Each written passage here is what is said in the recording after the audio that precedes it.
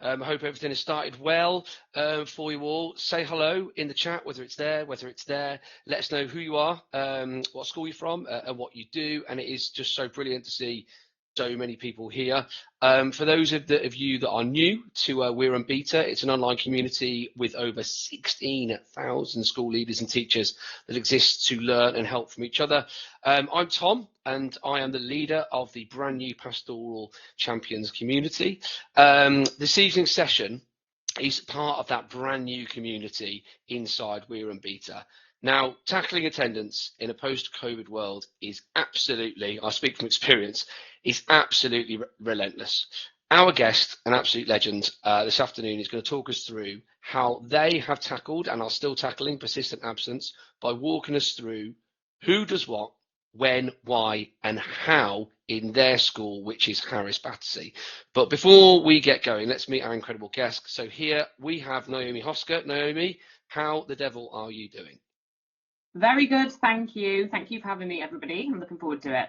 It's great, it's great to have you. Now, Naomi is currently an assistant principal and the current DSL at Harris Academy Battersea, a brilliant school in South London. I'm personally super excited about the next hour or so, because I've been lucky enough to have a really sneak peek, at this playbook, at this implementation plan, which Naomi has embedded so well over at Harris. So lastly, before we get going, just a little bit of housekeeping from me.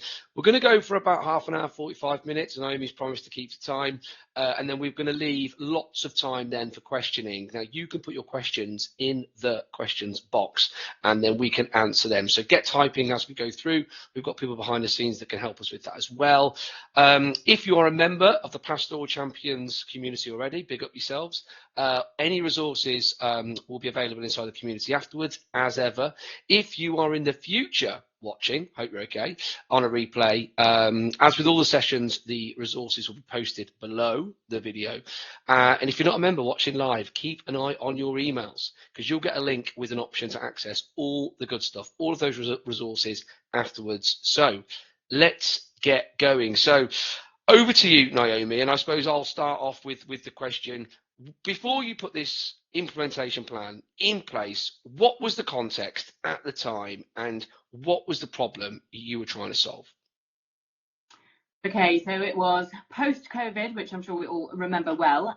So in just the summer of 2021, we looked at the data, and it was a little bit scary in terms of the number of persistent absentees. So attendance was not great overall, but when looking a little bit deeper, it was largely the high number of persistent absentees. So I'm sure you're all aware, but those that have a lower attendance than 90%.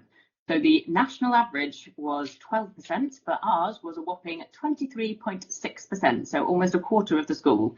Hopefully that wasn't just our school, but probably a little bit of a theme for many reasons, as we know, after COVID. So absolutely. Yeah. So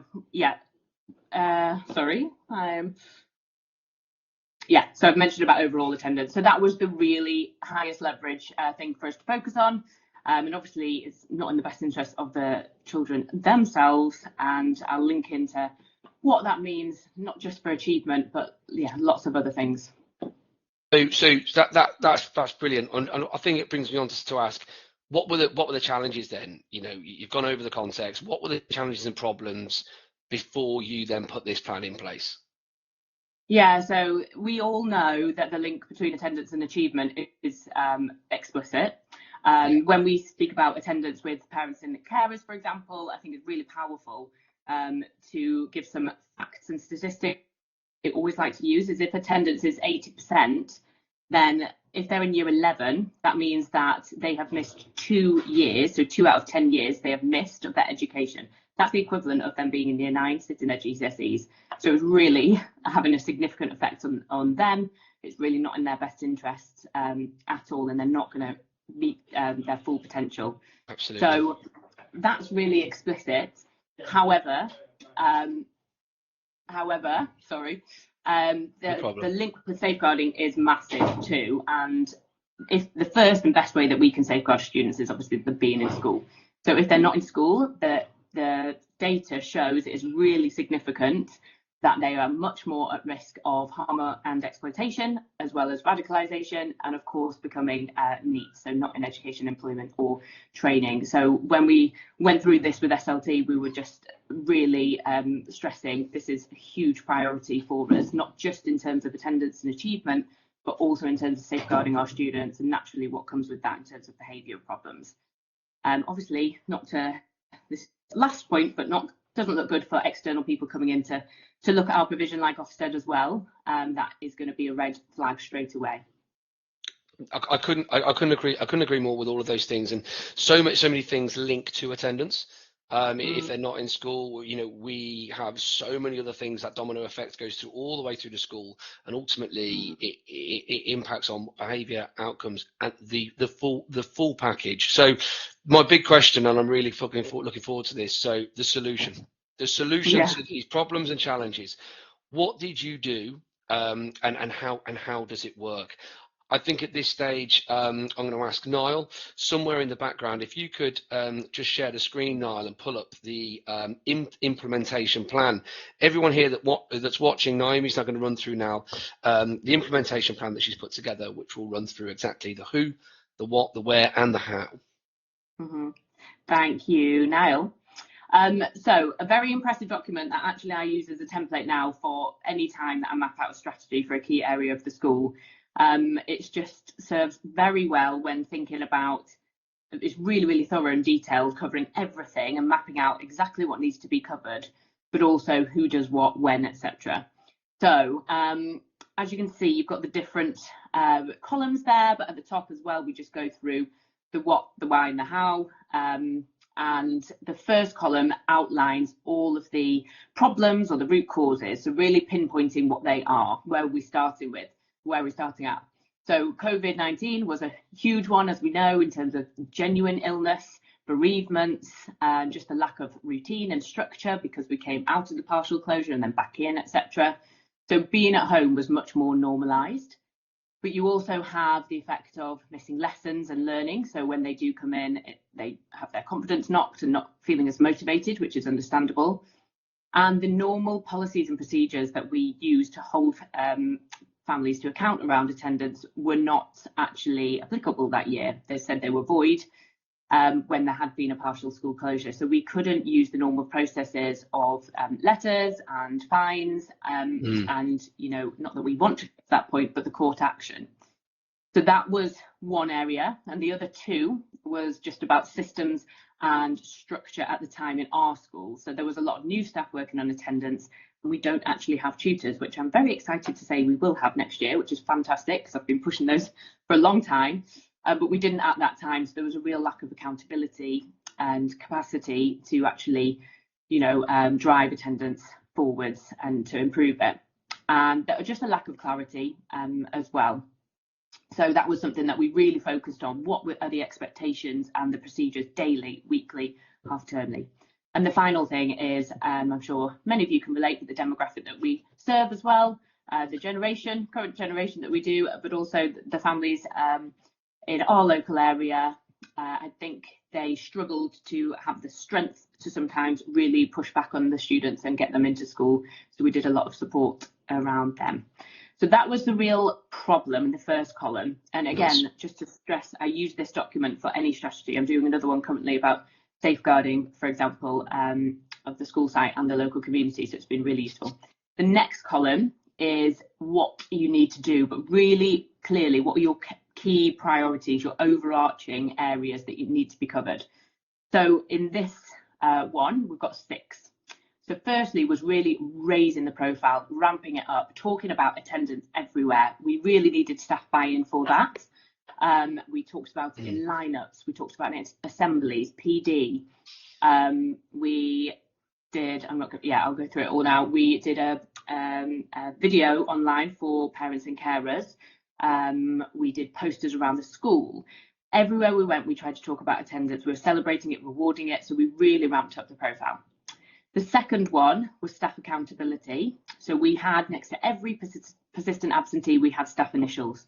So it was explicit who was responsible for that child's attendance and improving it.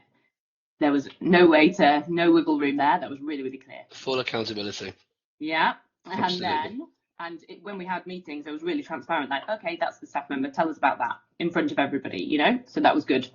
The third one was really clear and timely systems, so that we were continuously monitoring any improvements or declines and following up rigorously and consistently, so they really became embedded.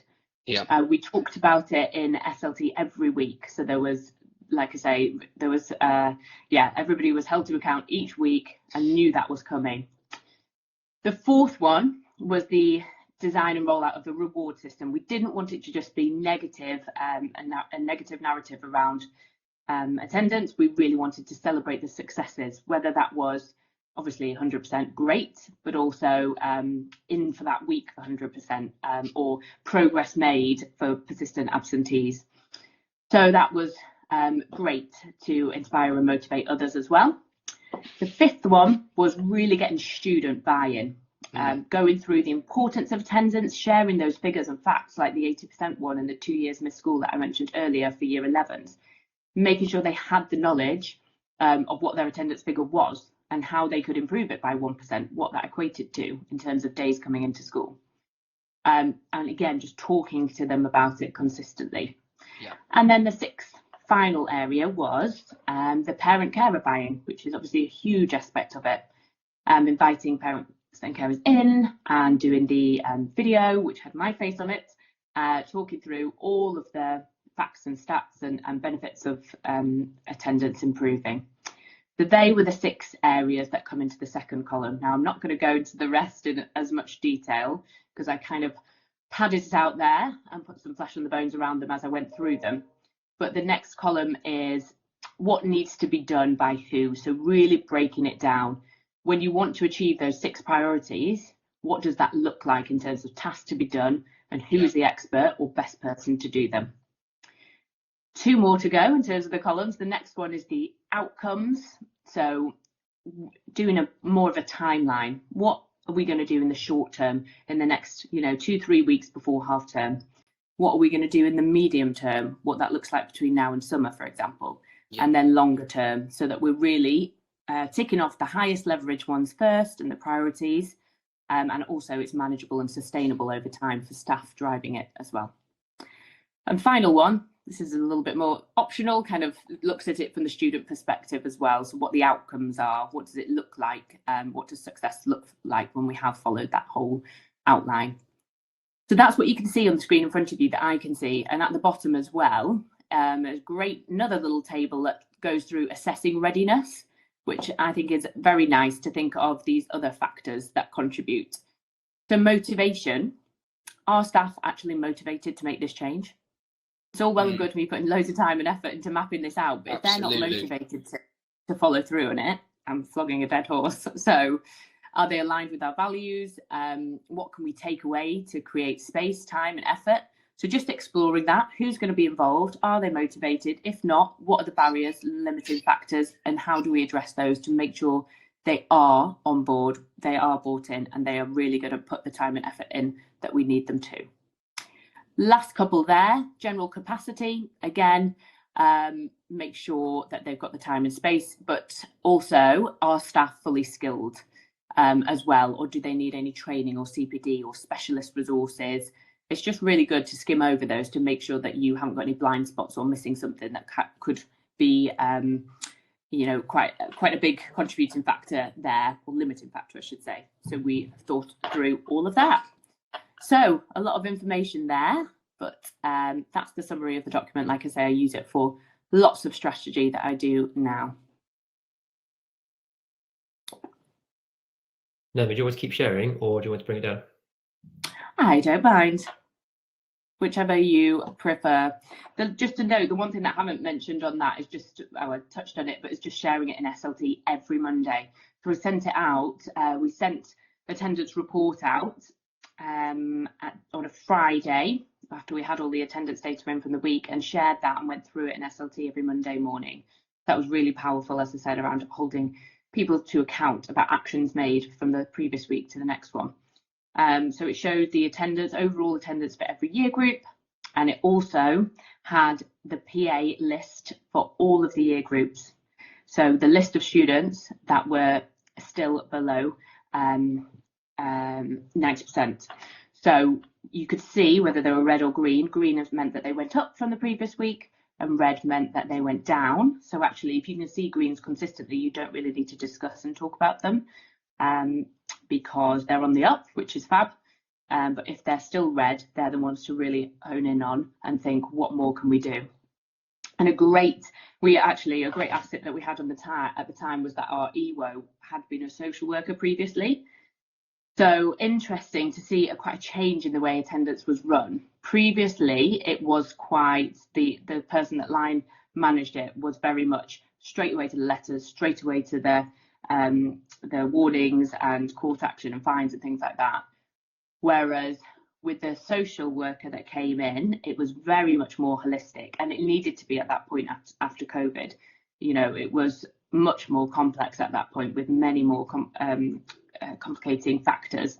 So that was great, actually, that we offered so much support and we took that tack, which I think was really needed, rather than previous strategy. So I think that's most of the things, and hopefully I haven't missed anything and I can cover it in questions at the end if so. No, that's really good. And Janet, thanks so much. Yeah, it is such a well detailed document, and Niles just put in the chat there. Yeah, of course, this absolute Bible, the playbook, we could call it. It will obviously be sent out. So I've got some questions to Naomi as well. I mean, there's so much in there, and I know from the documents you shared with me, there are so many, everyone that's watching here, sub documents which support every single part, particularly column 2, in terms of the implementation, even down to the posters. We've got these, we're going to share these, and also the microscripts to have, you know, in meetings, what is exactly said in lineups, in meetings, on the phone. We're at all levels, all the way down from SLT, all the way down to pastoral leaders in the school. But I suppose with everything, I know the figures, I've seen the figures, and I know the impact it's had, but is there anything else you just want to add? What's helped you achieve this along the way? Is there any really big things you want to say? What has helped you achieve it? Is there any other nuggets you want to say? This is one thing that's really helped us that you've not quite covered. Yeah, I mean, actually, this is interesting. When I was doing it, I looked at the We Are Beta information that was published by Niall that showed a lot of schools that had improved their attendance significantly. So we even did some visits to those schools. We're in a multi-academy trust as well, Harris, so we went to a few other ones. So there was a lot of kind of trying to see best practice. You don't want to reinvent the wheel, and taking nuggets from them. So I think it's important to note that. One thing, I can't remember the school now, so I can't give them a shout out, that we saw was really rigorous, pushing back when you made the attendance call. So if somebody rings up in the morning and says, oh, little Billy's not coming in today, he's got a headache, she was like, oh, really sorry to hear that. So if you take some paracetamol and give him like 20 minutes, then we'll see him in about half an hour, then 45 minutes. That's great. Thanks so much. Bye. But really, that was just a small little one. So we did a lot of scripting for the phone calls. Lots of scripts for the phone calls in the morning. Yeah, which is great. Yeah. Just a quick one I've got. What is the current PA at your place at the moment? It's doing quite well at the moment. Yeah, in terms of it's right back down. So I don't know what the national average is, but it's significantly down. So when I said for this implementation plan, it was 23.6 at the beginning. That was the summer of 2021. By January, it was down to 16%. So it was still at that point 4% away from the national average of 12, but that difference was significant. Yeah. So sorry to cut across you, Naomi. Go on. No, I was just going to go back to your question that you asked a few more points, but go ahead. That's fine. I wanted to know, obviously, with anything, I mean, there's so many people on this call, so many brilliant leaders I've seen on here, which is great, from such brilliant schools. What went wrong with it, if anything? Obviously, you know, when you're putting things in place, there's snags along the way, and I think it's really good to talk about those. So when people are going to look at this implementation plan, they're already looking at what could be the potential problems. I mean, you've lived it, you've breathed it, you've done it. So let's go over that. What went wrong with it? What were the mistakes made? I wouldn't say so much mistakes and frustrations, I would think. Well, okay.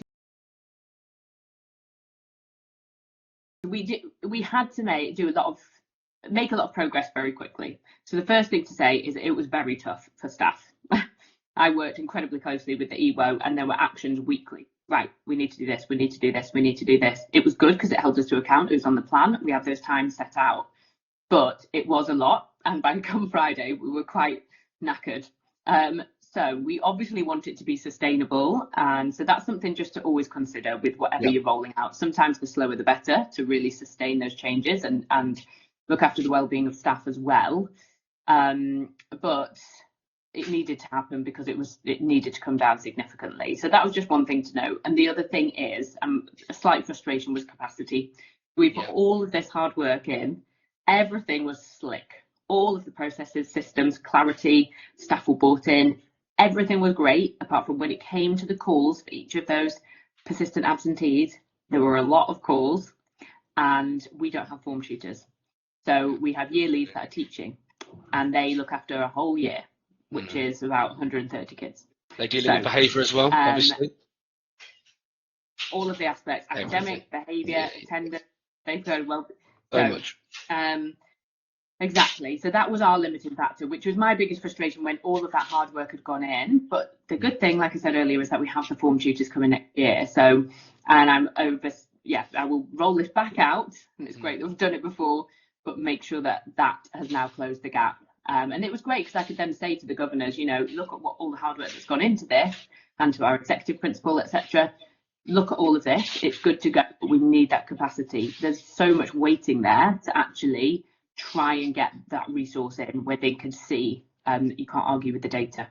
But like I say, there were so many positives. Just having that oversight in the big picture, really clarifying priorities and what's going on, timescales, and just making sure your resources have been used so efficiently. Yeah. Perfect. I think I've got a follow-up question before we go to the questions in the chat. And guys, if you have got questions, there's some brilliant ones coming through. Now is the time, so to speak, to get them in there. I have one in relation to schools within the Greenshaw Trust, which I'm part of. It really struggling with year 10 and year 11. Even year 11s, really, really struggling. Is there anything that you have done, or any nuggets you can share? Or how you've kind of cracked those really tough nuts with year 11 and year 10? I don't think it's anything specific compared to everything that I've already said, if I'm honest, but I guess it's always, as with everything, kind of really exploring that, breaking it down, and going back to what I said before, that holistic support. Why are they not wanting to attend? We have loads of tools here that we use, and I could have mentioned this too. So looking at the timetable, RAG rating it, red, amber, green. Where is it actually going wrong and why? We do a wheel of life, looking at all the different aspects of their school life: attendance, behaviour, friendships, relationships with staff, homework, and they can rank each one. It's like spokes on a wheel the whole way around, 1 to 10, and it might be like we really pinpoint that's what's going wrong.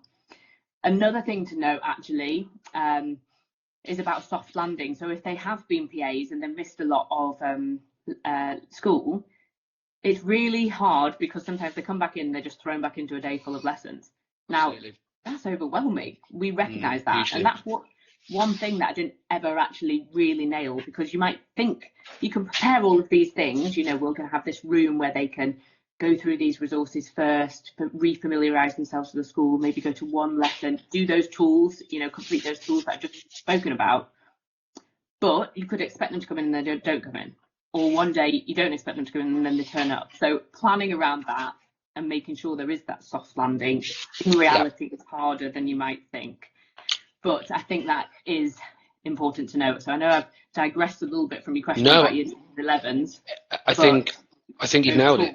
I think you nailed it, and I'll put a question out to anybody here. If anybody out here, is in the community and has got really, really good stuff on that, how do you, have that, mountain rescue in your school, or early help provision, which integrates, your PAs back in so they are supported, so we don't get a repeat of them being off school again. I'm actually going to go to the old question box. Apologies if anyone has heard my daughter. She's come home from nursery. She's very excited to see me. If anyone has seen this, there's a brilliant question here. So when you are putting a staff initial to hold people to account for absence, who was it? Form tutor, heads of year. So who are those people that you are holding to account from top to bottom, Naomi? If you just want like I said, So that's a really good question. It's actually on the document. So when I share it, you'll see Right. we have the different layers and windows. So Okay. we had it where it. Can you hear me? Okay. Yeah. Yeah. We had the bands. I can't remember exactly. We fine tuned it if there were too many in one band. Okay. So it you might placed them into be bands. the 90, 95. 90 to 85, 85 to 80, 80 to 75, etc., with it escalating as they got lower. But if there were too many in one band, we'd tweak it so it wasn't, it wasn't still flexible, but roughly that. And ideally, the first point of call would have been form tutors, but that's where we didn't have that capacity. So year lead, yes, we assigned, but there were quite a lot to be done. And there were lots of other things to be done in the attendance team just generally, other than just the kind of weekly calls, obviously, as we all know. So just stretched in terms of everybody. Were SLT assigned and held to account by yourself? So did you manage sideways in terms of holding them to account with like big hitters in each year group? Say if you've got 5 SLT, you can assign them to each year group, and then they can be assigned to a certain amount of PA in each year group. So we have a year lead for every year, but then we have a key stage lead, an assistant principal that oversees key stage 3, key stage 4, key stage 5.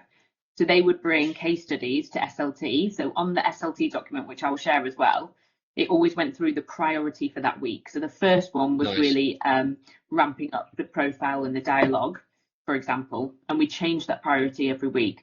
So that was on there. Obviously sharing the figures and going through those, but another one was to share a case study and to bring any ones that you're stumped on or some high priority ones where you needed to kind of thrash it out with somebody else. So there's definitely an opportunity to both share practice but also problem solve with other people, even ones, because naturally on SLT you've got people that are less directly involved, for example the assistant principals for teaching and learning, but it's really great to get their outside perspective and problem solve with you on those key cases.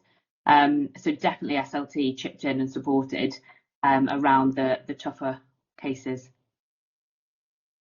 Great answer. Thanks, Naomi. If we go back to the document, don't know to share, Niall, I think people will be really interested to know, out of all of those different implementations, all the different kind of interventions in that second column, was there any that didn't work? Or if you were to do it again, you would change? Any of them that didn't work? Good question. I'm just going back over them to skim. I don't think so. And I'm not just saying that. I think, okay, so the first thing to go, if there was anything to go, was keeping up the rewards.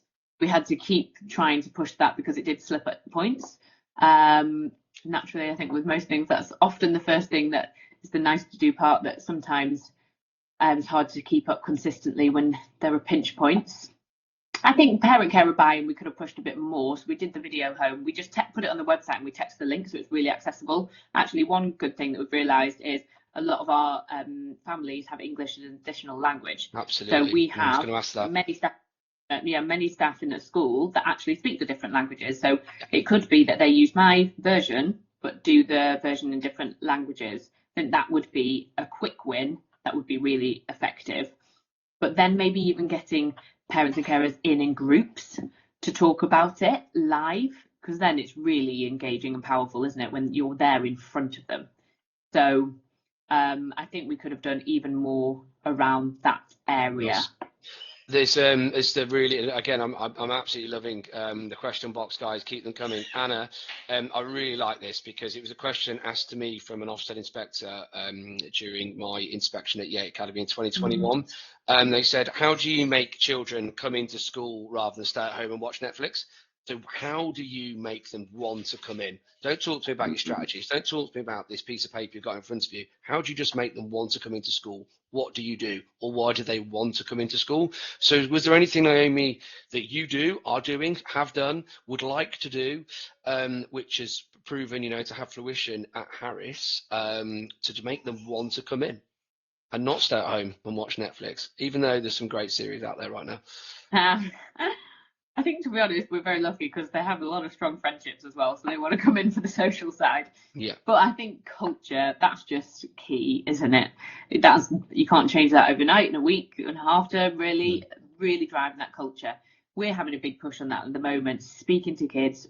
This is your school. This is not our school. We work and we adapt around you. And that is important. It will not work the other way around. Or if you try to, you won't get the results. And that's even more important after COVID. The generation we serve are the most complex ones, peak technological era. And they've come off the back of the pandemic, mental health issues, most risk of harm in terms of safeguarding issues. Their needs have gone through the roof, and schools' capacity and resources have definitely not increased, but mostly gone down. So there's a real mismatch there. We are just really stressing to the students at school. Our big push now is making them feel valued and proud, speaking to them all the time. Student surveys, culture days, all of those things that make them, what sports do you want to do? What extracurricular do you want to do, to make them feel that they're contributing to it? Because there's so many barriers in the way these days. I think that's the only way through. Yeah. Another great one, Claire. Thank you so much for this question. I absolutely love this. So, you spoke about thresholds, Naomi, about when they go through when they meet a certain threshold, they go through certain bands. Question here from Claire basically is, when somebody goes into a new category, new band, whatever we want to call that, does the person in charge of that person, the person that's responsible, change? So does it go through head of key stage, etc., SLT, all the way through, or is it picked bespoke to the child? Yeah, I think it's so bespoke, isn't it? And actually, if it wasn't working with one staff member, for example, where we weren't seeing that improvement, you could try a different tack and change the person making those calls. It's really about who the student gels with. It's never anything personal. It's just about the best fit. That's, I think, completely dependent on the child and the family. I would leave that up to the schools, each child's decision. The school's decision. Yeah. Yeah. Okay. Interesting. Yeah, because I've been in schools where that's very rigid, and it goes, form tutor, head of year, head of key stage, SLT member assigned to that year group, etc. But I think there's great value in having a more bespoke approach, particularly with more of the key vulnerable students that might be on that list. And ultimately, what is going to achieve the best outcome? That's what you need to ask. Yeah. Nice. Okay. Question here, Samantha. Thank you very, very much. What did you have challenges with parents taking children out before after school holidays? If so, what did you do? Good question. Always a tough nut to crack, this one. Well, during COVID, less so. But afterwards, we do get those requests, but it wasn't too much. It wasn't significant. So I haven't actually got much work that I've done around that to share, unfortunately. But I can have a think and get back to you, people. But a massive thing that we talk about here as well is calling parents in, not calling them out. So that's Love that. Just like we do with the kids, we don't want to call them out. We don't want them to feel like it's us and them. We're calling them in all the time, and having transparent conversations, bringing them into the school as much as possible, giving the rationale behind decisions. We need them. We need their buy-in, as we need the community groups buy-in more and more, linked to all the complexities that are listed earlier. Nothing specific on that one. I can have a think and get back to you if anybody else wants to have a think. I'm going to roll in a great thing that a couple of head teachers did in Greenshaw. If there are some head teachers, deputy head teachers that are here, either watching in the future or live now, inset days on the first day after a holiday are absolutely gold for families to get cheap flights home. Which means they don't take the holidays, because they can, or if you do an inset day on the last day, they can go away. And then 2 inset days either side. There are cheap flights out there. Just wish we could do that as well. I'm just also going to dive into the chat just to see if we've had anything else. If there's any more questions, everyone, do just pop them in the chat now or in the question box. Just waiting for a few more. I think another thing, whilst you have a look through those, is just about to note about year 12 and 13. I saw something pop up about them. That's definitely hard because you don't use the same attendance protocols through the local authority. So that is always tougher with post-16 students, which is something that we found challenging, and should have added in that section. There's a question here. They've chosen... Go on, Naomi, sorry. I was just going to say they've chosen to be here, so, and they should have, we do a contract at the sign at the beginning, so we go back to things like that, but that was a challenge as well that I haven't mentioned. Brilliant. A great question here. So Naomi, you're excited, you've got these form tutors on board, you've got them next year. I know that you're obviously going to put that into the document. It's going to be clear. I know you, it's going to be clear, it's going to be in those boxes, it's going to be in those columns. But just to answer this question here, what do you see their key actions being, or their key responsibilities, whether that's daily, weekly, half-termly?